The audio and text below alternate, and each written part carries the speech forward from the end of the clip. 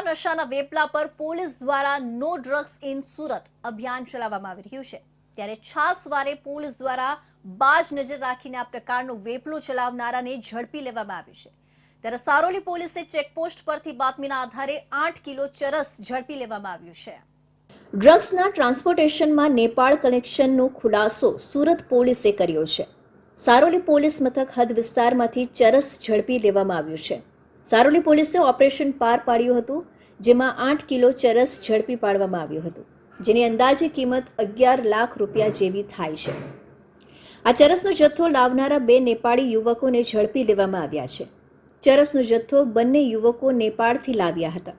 સુરતના સીમાડા ચેકપોસ્ટ પાસેથી બંને યુવકોને ઝડપી તપાસ કરવામાં આવી રહી છે।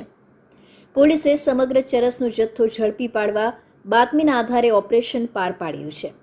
પોલીસે ઝડપેલા ચરસના જથ્થા સાથે નેપાળી યુવકો ઝડપાતા હવે નેપાળ કનેક્શન પણ ખુલવા પામ્યું છે। અને આ લોકો પહેલા કેટલી વખત આ રીતે ગેરકાનૂની ચરસનો જથ્થો લઈને સુરત આવ્યા હતા અને કોના કહેવાથી આ જથ્થો લાવ્યા હતા, સાથે જ મોકલનાર સહિતની માહિતી હાલ સુરત પોલીસ તપાસી રહી છે।